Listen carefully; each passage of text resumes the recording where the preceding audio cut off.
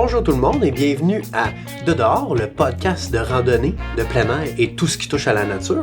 On est à l'épisode 7, le podcast où on sait où ce que ça commence, mais on sait pas où ce que ça finit. Et oh, ça c'était beau, c'était en communion, c'est quasiment un jinx. Donc, je suis votre hôte David et... Puis moi, je suis l'autre hôte, Marc-André. Oui, merci. Yep. Donc, c'est ça, déjà, le 7e épisode, Dave, ça va bien. On voudrait remercier tous ceux qui nous suivent depuis le début, puis ceux qui sont apparus en cours de chemin. Vous êtes tous égaux à nos yeux, donc... on vous salue. Merci de nous suivre. On débute ça en force, encore une fois, avec la chronique du perdu. La chronique du perdu. Cette semaine, c'est un perdu high-tech. Qu'est-ce qui s'est passé? En fait, je vais raconter l'histoire un petit peu à l'envers. Un alpiniste indien, Satyaruph Siddhanta. Lui, ce qu'il a fait, en fait, il a monté l'Everest. Il a grimpé l'Everest en bonne et due forme. Puis, c'est resté comme ça. Donc, ce qui se passait, par exemple, c'est qu'il y a un couple de son pays, Dinesh puis Taresh Kawani, Rathod, qui, eux, ont prétendu monter l'Everest. Mais ce qui était exceptionnel avec leur exploit, c'était quoi? C'était que c'était le premier couple à avoir monté l'Everest ensemble. Donc, ça a été médiatisé et tout. Médiatisé, partout nouvelle.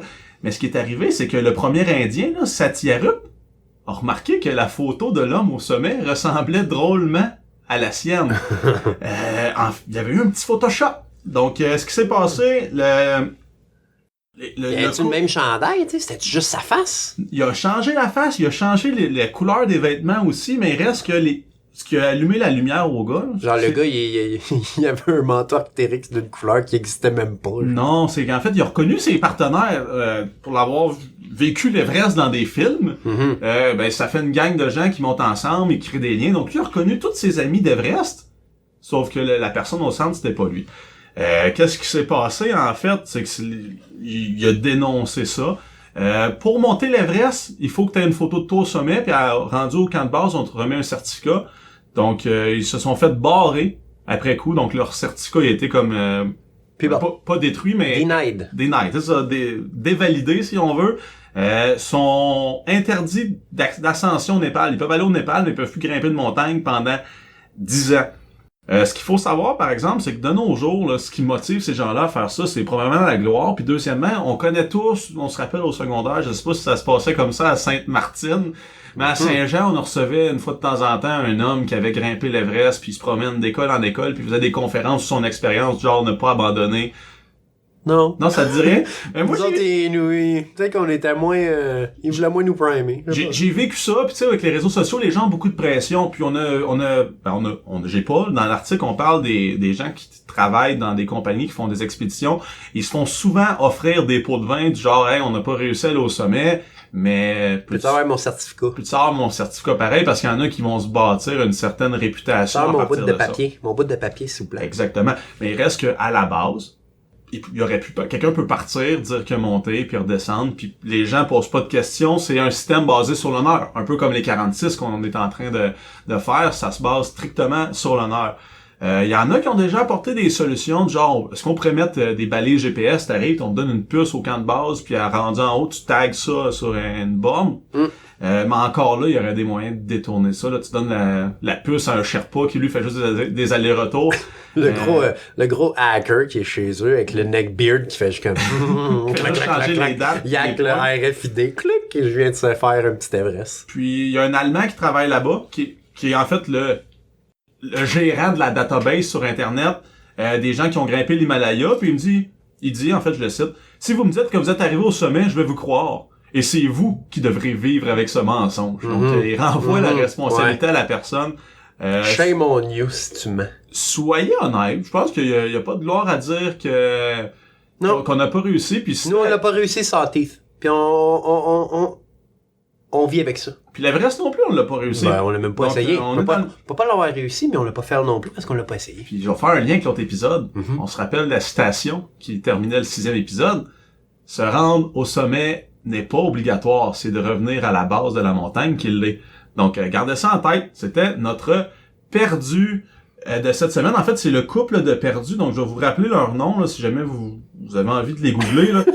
C'est Dinesh et Taresh Kawani. Vous allez leur envoyer des messages de hate. Des messages de hate. Donc, c'est ça. Nos perdus de cette semaine. Là, David, tu vas enchaîner en nous présentant le Dix Range. Exactement, la chronique Montagne Range de cette semaine.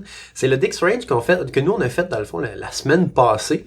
Très belle chaîne de montagne. Moi, sérieusement, j'ai eu beaucoup de plaisir à faire ce range-là. Ouais. Une question pour toi. Fais donc un lien avec l'épisode 3. C'est quoi un range? C'est quoi un range? Ça, un range, c'est une chaîne de montagne en anglais. OK.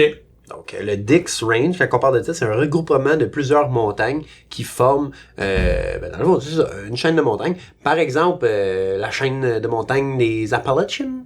OK. Appalachian Trail. Ouais, l'Appalachian Trail, c'est une chaîne de montagnes. Même chose, les Laurentides, c'est une chaîne de montagnes. Ben oui. Donc, c'est ça. Même chose aussi en Californie, là, tout le truc, là. Chaîne de montagnes. OK. Donc, c'est ça, c'est quand même très demandante physiquement. Oui. C'est un bon 24 km en tout. Overall, c'est 9-10 heures de randonnée. Et c'est recommandé de le spread out sur 2 à 3 jours. Nous, on l'a fait en 2 jours, mais il y a des gens qui le font en 3 jours. Puis je pense qu'on aurait pu le faire, puis ça aurait pas été trop non plus. Non, je pense qu'on aurait pu un peu plus profiter de nos moments, genre au sommet, au camp à la base. Donc, on aurait eu beaucoup de plaisir. Ouais, exactement. Donc, la randonnée débute au Elk Lake. Le Elk Lake, dans le fond, on pogne la 87, on descend ça vers le sud, à un certain point, clac, tourne à droite. Sortie 29. Sortie 29. Ensuite, on pogne un chemin dans la Garnotte pendant quoi? 20 minutes? 20 minutes peut-être? À peu près, ouais. Environ. Puis là, t'arrives au Elk Lake. Très beau lac, by the way. Avec des petites îles un peu partout. Ouais, des formes irrégulières. Moi, j'ai trouvé ça très beau. Ce qui est à noter, par exemple, c'est qu'il y a 2 stationnements sur cette route-là. Ouais. Une au début qui est directement à côté du sentier. Ce stationnement-là est accessible seulement du 8 mai au 18 octobre. Donc, faut faire attention, là, parce que si on est en dehors de ces dates-là, donc après le 18 octobre et avant le 8 mai, donc il y a un autre stationnement qui est un peu plus loin avant de se rendre là, parce qu'il faut dire que le Elk Lake Road, c'est un terrain privé. Mm-hmm. Donc, tout ça, c'est une propriété privée. Puis si on se parque à l'autre stationnement, ça rajoute 3,4 km à ta hike. Donc là, on disait que c'était 24,1 km qu'on avait fait nous autres, mais sinon, on aurait été à 27,5. Mm-hmm. Quick math, j'ai fait quoi ça dans ma tête vite en même temps. 27,5 km. Donc, c'est ça. Si vous voulez éviter des surprises, tout ça, checkez avec les responsables du Elk Lake Lodge. Là, ils vont sûrement vous dire c'est quoi que ce soit, si c'est ouvert ou il y a quoi que ce soit là. Puis il faut dire que le stationnement qui est le plus proche, il y a à peu près une vingtaine d'autos qui rentrent là. Ouais. Pas bien plus. Donc, faut arriver tôt. Nous autres, la veille. Nous autres, on est arrivé tard. On a décidé d'arrêter au Applebee's, au paradis des carbs en y allant. Puis je crois qu'on était le dernier véhicule qui rentrait là, dans le stationnement. Donc, on a été chanceux, si on veut. Donc, c'est ça. Il y a 2 manières de le faire. On peut le faire en sens horaire ou anti-horaire, parce qu'il faut dire que le Dix Range, c'est un sentier lollipop. Un sentier suçon. Si on fait référence à l'épisode 3. Dans lequel il était très, très, très, très bien indiqué. C'est quoi les types de sentiers? On fait comme une révision, là. C'est sûrement mon passé d'enseignant qui parle, là, mais on veut s'assurer que vous maîtrisiez les formats de sentiers. Donc, nous, on a fait anti-horaire. On a fait horaire, mais on va vous expliquer plus le chemin anti-horaire parce que tout simplement que c'est plus facile et moins dangereux. Ouais. Partout en ligne, là, on fait des recherches sur le Dix Range. Tout le monde le fait anti-horaire. Puis là, nous, on s'est dit, nous, on veut le faire horaire. Tu sais, on veut commencer par la plus grosse montagne, qui est Dix. On a compris, mais on va en parler rendu là. Donc, ça commence au Elk Lake. Donc, on part avec nos backpacks, tout ça, et on marche jusqu'au Sidebrook Lean-To. Donc, un lean-to, c'est une genre de petite cabane avec 3 murs et une plateforme. Une plateforme que tu peux dormir là. C'est sûr que là, faut que tu t'équipes de stuff à bubite puis tout ça parce que t'as aucune protection là. Fait que Puis autour de ça aussi, du lean-to, on dirait que le bois a été bûché, c'est vraiment dégagé, il y a plusieurs emplacements où on peut piquer une tente assez facilement. Ouais, c'est ça, exactement. Ah. Il y a des places alentour de toutes les lean-to, justement, parce que ils savent que les gens, si t'arrives là, c'est mieux d'avoir un backup plan, parce que si t'arrives là puis que toutes les lean-to sont pris, c'est premier arrivé, premier servi. Puis, donc, t'es quasiment mieux d'amener une tente pour pouvoir avoir une place. Le lean-to, qui est comme on dit, une plateforme de bois, je dirais qu'il rentre à peu près 6 personnes collées. Ouais, ça, dépendant des lean-to aussi. 6 amis, mettons. Est-ce qu'il faut 6 amis. 7 amis plus proches. Ouais, c'est ça, la 7e personne, les 2 dans le même sleeping bag. Ce qu'il faut aussi savoir, c'est qu'on peut pas mettre une tente sur le lean-to. Ça, c'est formellement interdit. Ça magane le bois. Ouais, c'est ça. Donc, l'humidité. Puis, à ce temps-ci l'année, beaucoup de moustiques. Les gens qui étaient dans le Lean-To qu'on a vu, là, parce qu'on est arrivé un peu après eux, avaient pas mal tout un screen d'en face. Un screen d'en face. Un net de bébite. Donc, pensez à ça aussi durant la nuit, là, les moustiques, ils dorment pas. Ouais. Donc, c'est ça. De Elk Lake jusqu'au premier Lean-To, dans le fond, le Sidebrook Lean-To, qui est le Y, en fait, du sentier du Dix Range. Ça prend environ 45 minutes, 3,7 km. Et la plupart des gens arrêtent là. Et donc, ils font 45 minutes la nuit, set leur campement pour le soir et attendent le lendemain matin, très tôt, pour partir faire le range au complet. Ouais. Donc, nous, c'est ça qu'on a fait. Mais rendu au Lean-To, on s'est dit, il y en a un deuxième un petit peu plus loin. Qui est le Lillian Lean-To, qui est un petit peu plus loin vers le Dix Range. Donc nous, on a fait une demi-heure de plus et on est allé jusqu'à là. Les Lean-To étaient tous pleins quand on est arrivé, mais on s'est trouvé un petit spot pour mettre notre tente.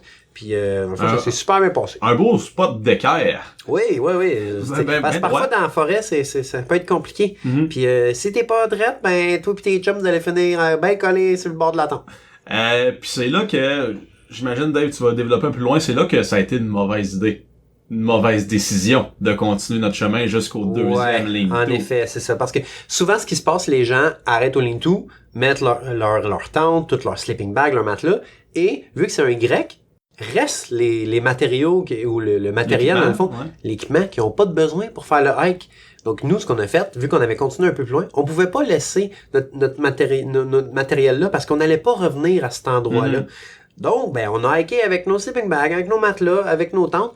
Erreur de débutant. C'était la première fois les brûleurs aussi. C'était la première fois qu'on le faisait aussi, en fait. Donc, il faut nous laisser une chance. On dit souvent que on n'est pas des professionnels, puis on a la preuve ici, là. Nous, on est juste des gens qui apprécient parler de randonnée. Donc, on en apprend. On n'est pas on est des références, mais pas tant. En fait, on essaye. Ce qu'il faut se dire, c'est que c'était pas une erreur qui était critique. C'est pas partir dans le bois mal équipé, c'est vraiment juste traîner trop de stock trop longtemps. Ouais.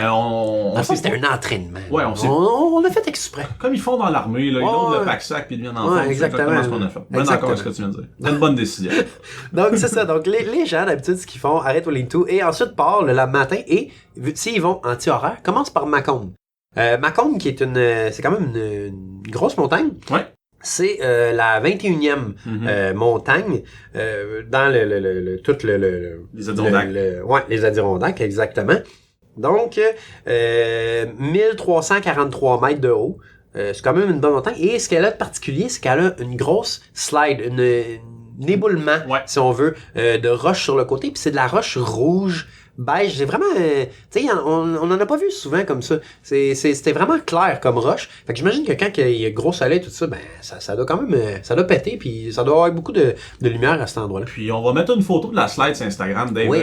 Vous allez voir, c'est vraiment des gros cailloux. Puis ce qui est particulier là-dedans, c'est qu'ils sont un peu tout. En fait, c'est pas stable. Là. Tu marches, c'est difficile comme condition. Là, donc il faut faire très attention. Puis tu sais, on y allait de roche en roche, mais ça arrivait souvent qu'il y avait une roche partait puis elle descendait tout le long. Là. Donc quand on monte, faut faire extrêmement attention. Puis nous, ben c'est là qu'on a fait la mauvaise décision. On l'a descendu.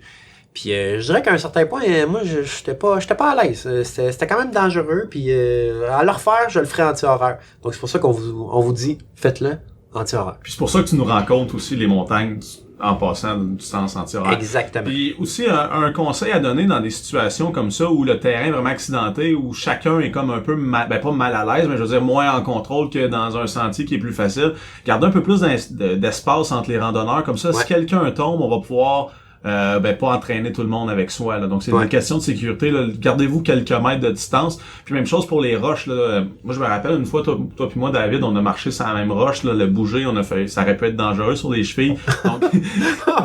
La roche qui est comme genre 1 mètre par 1 mètre, genre 30 cm d'épais. Moi je bouge, ça fait juste que je pile dessus. Flamand, lui, pile dessus une première fois, dérange pas. Il descend un peu plus bas. Moi ensuite j'embarque dessus. La roche je descends jusqu'à Flamand. Je croyais que je lui avais cassé une cheville. Ouais, c'est ça. Donc faites attention là, quand les roches ils bougent. Gardez de l'espace pour pas qu'il arrive ces situations-là. Ouais. Donc, nous, on aime ça l'histoire. On est des historiens dans l'âme. Ouais. On n'est pas des historiens, mais on apprécie l'histoire. Donc, Macomb, le nom de Macomb, d'où est-ce que ça vient? Donc, cette montagne-là a été nommée en l'honneur de Alexander Macomb, un commandant général de l'armée américaine qui a remporté la bataille de Plattsburgh contre les Britanniques en 1814. Quel homme! Quel homme! Donc, chapeau bien bas, monsieur Macomb. Commandant Macomb. Commandant, ouais, respecte oui, je respecte les grades. Ouais. Je respecte les grades. Donc, c'est ça. Du campsite jusqu'à Macomb, 2 heures. Ensuite, de Macomb jusqu'à South Dix. Ça a l'air très simple, ça a l'air pas grand, là. C'est 1 kilomètre, mais c'est vraiment du gros dénivelé, là. On part du 6e, du 21e pic, et ensuite, on va au 37e à 1238, donc le South Dix.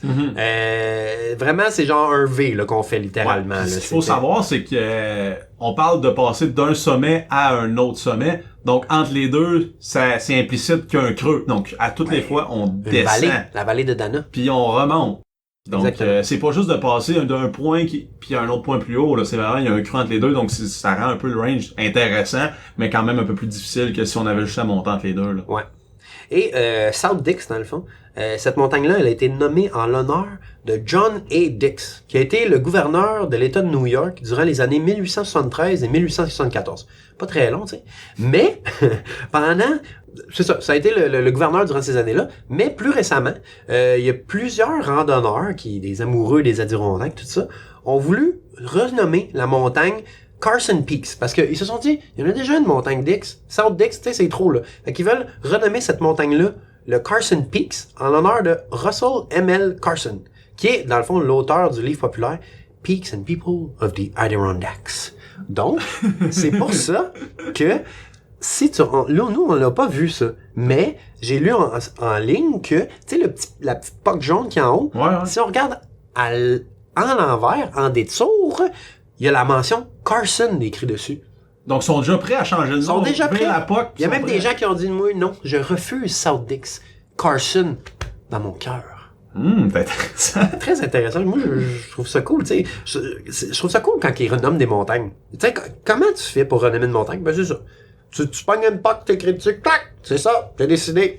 Puis encore mieux, tu sais, renommer, je trouve que ça a l'air facile par rapport à comment qu'on fait pour se faire donner une montagne à son nom. Ça, c'est un exploit. Je pense pas que tu peux le faire, ça. Ça, c'est tu te la fais donner. C'est comme un surnom. Tu peux pas te donner un propre surnom. Ça marche jamais. Faut que quelqu'un te donne un surnom. C'est pour ça qu'on t'appelle le poêle. Puis on t'appelle le yo.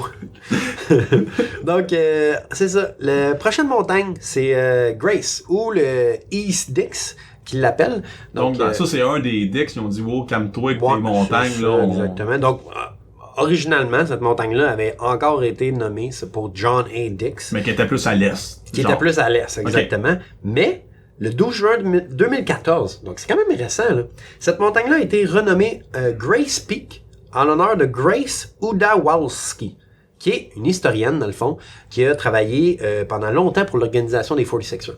OK. Donc, c'est pour ça maintenant qu'on l'appelle le Grace Peaks. Donc, cette montagne-là, 1223 mètres, 42e rang à travers les 46. Et, mettons, de South Dix jusqu'à Grace, c'est 1h30 aller-retour. OK. Et, ce qui est intéressant à dire aussi, c'est que t'arrives sur South Dix, tu descends à Grace et tu reviens à South Dix. Ouais, c'est ça. Donc, techniquement, tu fais 6 montagnes, mais 2 fois la même. Ouais, c'est ça. Donc, ce que tu disais, la trail, c'est un lollipop, mais à un sommet, il y a un aller-retour, là. Exactement. Donc, on va être sur 5 montagnes, 5 sommets quand on fait ça. Une fourche mais on en monte. Un lollipop pointu à un point. Donc, on va faire 5 sommets différents, mais au final, on en monte 6 dans la journée, donc 2 fois le même. Exact. C'est ça. Ensuite, le prochain sommet, un coup de Dix, c'est le sommet Ouf. Ouf. Avec ça, on a eu de la misère. On a eu de la misère. Donc, la manière qu'on l'écrit, c'est H-O-U-G-H. Puis comment qu'on a réussi à on disait you. On savait pas. Puis, à un certain point, on a écouté les locals, on les a écoutés parler. Eux, là, ils ont sorti off. Puis là, on s'est dit, mais ça a de l'allure. Un tough. Off. Oui. Ça s'écrit comme ça. Donc, South Dix à off. C'est environ 45 minutes, c'est pas très long. Donc, le off, c'est la montagne qui est au 23e rang, donc 1343 mètres. Et cette montagne-là a été nommée en l'honneur de Franklin B. Hough, un scientifique, historien et le premier chef du Service national des forêts des États-Unis. Oh! Donc, c'est quand même un homme de nature, un homme de dehors. Un scientifique. Un homme de dehors, ouais, un homme de dehors, exactement. Donc, un coup que t'as fait ça, t'es au off. Ouais. après ça, il te reste... Je pense que c'était la meilleure, la montagne, la Dix Mountain. Ouais. C'est pas pour rien que le range de montagne s'appelle selon cette personne-là. Selon cette montagne-là, ce nom-là. Donc, de Off à Dix, c'est encore même affaire, c'est pas très long. 45 minutes, c'est 2 kilomètres. Nous, on l'a fait en descendant. Donc, on descendait tout le temps, donc ça s'est fait très vite. Mais j'imagine que de l'autre côté aussi, là, c'est pas de la grosse dénivellation. T'es comme sur le ridge. Tu suis le ridge, donc ce qui est intéressant avec ça, c'est que tu vois les montagnes alentour de toi. Donc, tu marches vers la montagne. Ouais. Puis ça, il y a déjà une photo sur notre compte Instagram, puis sur Facebook aussi, là, qu'on voit vraiment tout le range. C'est cool, vous pouvez le regarder, là, on a vraiment la vue de tous les sommets, là. C'est intéressant de voir où on s'en va, là. Il y a juste le podcast qu'on sait pas où on s'en va. Non, quand on va en randonnée, on le sait. Exact. Donc c'est ça, un coup que t'es rendu, en fait, juste avant d'arriver au Dix Peak en haut, le summit, tu peux avoir le Beckhorn. Moi, je trouve ça très intéressant. C'est juste une méchante grosse roche, on dirait coupée en deux, avec un côté très plat. Presque vertical, en fait. Vertical. Puis c'est sur le sommet. Les gens, ils comprennent pas trop pourquoi c'est là, mais en tout cas, j'ai trouvé ça très impressionnant. Un colosse, comme on dit. Donc, c'est ça. Ensuite, tu continues un petit peu plus loin. Je pense que c'est genre 10 minutes, passer le Beckhorn. T'as la 6e montagne des 46, le Dix Mountain, à 1481 mètres. Donc, c'est ça. La première ascension de cette montagne-là, c'est en 1807, par un arpenteur du nom de Reichert. Oh. Je trouve ça hot comme nom. Reichert. Un nom de jeu vidéo, tu sais. Et ce qui est intéressant tout le long du Dix Range, ben, t'as une méchante belle vue sur le Great Range. Great Range qu'on va parler dans un autre épisode. Donc, le Great Range, c'est genre Gothic, Marcy, Haystack, Bassin... Saddleback, exactement. Lower Wolfjaw. C'est Lower Wolfjaw, Upper Wolfjaw, on va en parler. Quand on va le faire. Parfait. Donc, tu vois là-dessus. Et aussi, tu vois Giants. Tu vois Rocky Peak. Marcy, ben loin. Ben, c'est ça, ça fait partie du Great Range. Donc, aussi. Puis le Colvin Range aussi, qu'on est capable de voir. On peut voir au loin, là. Donc, c'est quand même très intéressant. Donc, c'est sûr, quand t'es sur la 6e montagne de tout le parc des Adirondacks, c'est normal qu'on ait une belle vue sur pas mal tout autour, là. C'est pas mal la plus haute proche, là. Les autres se trouvent plus loin. Donc, ça donne des beaux panoramas tout le long, là. Puis je pense que Dix, on peut considérer ça comme un sommet 360, là, où tout le tour, on peut voir des montagnes. Ouais, c'est très haut, là. Genre, tu vois partout alentour, là. Donc, c'est ça. Ça fait le tour du Dix Range. Moi, un petit range que j'ai beaucoup aimé. Ouais, moi, si j'avais quelque chose à refaire, comme tu disais au début, là, c'est vraiment de laisser le stock de camping où on commence la loupe. Donc, le bâton du sous-son. Donc, ça, on le fait avec le stock. On laisse les tentes là, la nourriture pour le soir, tout ça, on laisse ça là, puis on fait juste prendre un petit pack-sac là, de notre day hike. On fait le tour. Je pense que ça aurait facilité la chose parce que on était loadés. C'était dans nos premières expériences de camping overnight, dans le fond, on faisait du camping en randonnée, donc on avait probablement trop de bouffe. Là. Moi, je te revenais avec la bouffe. Donc c'est ça que si j'avais à changer quelque chose, ce serait ça, là, mais somme toute, je pense qu'on est juste sorti plus en forme là, parce qu'on a traîné plus de stock d'un bout à l'autre. Puis nous, ça nous a pris 10 heures faire ça. Ouais. Mais on a quand même pris beaucoup de pauses, puis même rendu, on n'avait pas déjeuné en partant. Ouais. Donc on a hiké jusqu'au sommet du Dix, puis rendu au sommet du Dix, puis on a fait notre petit déjeuner. Ouais, du gruau de top. Gruau des montagnes. Gruau des montagnes. Donc, on a attendu un petit 45 minutes, là, le temps de faire bouillir de l'eau, jaser, puis profiter de la vue. Donc, ça se fait un peu plus rapidement. Mais je pense que, étant donné que tu as dit 9-10 heures, ça se fait dans une journée si t'arrives tôt, je pense que ça faut quand même profiter de la vue puis prendre son temps. Tu sais, c'est pas une course non plus, là. Donc, merci Dave pour ta chronique Sentier Montagne sur le Dix Range. C'était super intéressant. Là, moi, j'ai pas de chien. Tu as un chien, toi, Dave? Non, pas de chien. Dave a un chat, mais on le sait que de notre fan base, il y a beaucoup de gens qui ont des chiens. Ma sœur. Ta sœur. Dédicace à ta sœur, Dave, si tu veux parler, c'est Madame Hébert, c'est ça? Ouais, exact. Donc on la salue. On voit souvent sur les sites de randonnée, là, moi je vais aller avec mon chien les Adirondacks, où est-ce que je peux aller, je peux pas, je sais pas comment ça marche. Au Québec, règle générale, t'as pas le droit de ton chien à part quelques endroits. Puis aux États-Unis, c'est beaucoup plus libéral où t'as le droit de traîner ton chien. On en voit souvent dans les sentiers. Don't tread on me. Don't tread on my dog. Donc, c'est ça. Live free or die, là, c'est exactement ça qui se passe. Live free doggo or die. Donc, t'apportes ton chien, mais là, faut que tu traverses la douane. Pas de passeport. Pas de passeport pour ton chien, mais il y a des choses à respecter. Donc, la seule chose qu'ils veulent savoir quand t'arrives aux États-Unis, c'est est-ce que ton chien est vacciné contre la rage? Donc ça, c'est la question qui va Je dirais que poser. ça serait une bonne idée qu'il soit.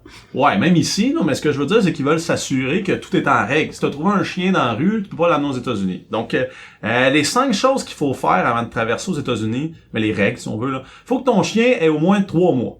Donc, pas un chiot. Probablement qu'il y a des moyens d'exporter un chien de compétition qui vient de naître, mais même à ça, je serais pas sûr, là, je me lance pas là-dedans. Faut qu'il y ait au moins 3 mois. Puis, après ça, il faut qu'ils se fassent vacciner contre la rage. Donc, les vétérinaires, là, c'est un site de vétérinaires, puis eux suggèrent après 3 mois le vaccin contre la rage. Puis, vu que c'est sa première fois, donc, dans le fond, il faut que tu attendes au moins 28 jours après le premier vaccin contre la rage pour que tu puisses traverser aux États-Unis. Si tu peux pas faire la preuve que ton chien a été vacciné, il pourra pas traverser. Si ton chien c'est un adulte, tu peux attendre. Il faut que tu t'assures qu'il soit à jour dans ses vaccins. Là, je connais pas la postologie. Mais son certificat qui va indiquer tout ça, ce qu'il doit contenir, ben c'est le nom puis le nom du propriétaire. T'es qui toi, c'est ton chien. La race, le sexe. T'es qui toi? T'es qui toi? C'est qui lui? Ouf. La date de naissance du chien, la race, quelque chose. Ben tout ce qui permet d'identifier le chien. La date de la vaccination. La date d'expiration, donc la date où il faut qu'il se fasse remettre à jour. Puis, en fait, toute l'information pour rentrer en contact avec le vétérinaire. Donc, c'est ce qu'il faut pour faire traverser le chien aux États-Unis. Et donc, toutes les races de chiens sont permises? Il n'y a ici, pas de restriction, Je rien? vois pas de restrictions. C'est peut-être des règlements par ville ou par État, comme on a tenté de faire ici au Canada, mais je me lance pas là-dessus. Là. Ouais. Ça, c'est vraiment pour passer à la douane avec un chien. Voici ce que ça faut. Ce Puis qu'il faut, en fait, c'est mettons, un certificat de vaccination en règle. Puis mettons au Québec, Ouais. sur les montagnes du Québec, est-ce qu'on a le droit d'amener nos chiens? Ça dépend à quelle montagne. C'est exactement. Ça dépend des montagnes. Il y a de plus en plus, la CEPAC, on commence à développer des projets pilotes, je pense, là, ça fait une couple d'années, là, 2-3 ans, qu'il y a certaines montagnes que tu peux amener ton chien, mais il faut qu'il soit en laisse. J'ai jamais vu une montagne qui permettait que le chien soit free as an eagle, free as a bird. Comme on voit aux États-Unis, les chiens sont rarement en laisse dans les sentiers. Là, ceux qu'on voit. Ouais. À part, moi, j'en ai vu qui, au sommet, attachaient leurs chiens, étant donné qu'il y avait plus de gens qui s'attroupaient, mais tout au long des sentiers, là, sont pas attachés. Est-ce que c'est une bonne pratique? Je sais pas. Ben, moi, je pense que oui. Parce que, tu sais, mettons que ton chien, il glisse, il se plante, puis là, ça laisse pogne dans de quoi, puis mais lui, il continue, puis là, clac! Le petit coup, tu comprends ce que je veux dire? Mais de l'autre côté, tu sais, s'il vient pour tomber dans un précipice, t'es à l'est, tu peux peut-être le retenir.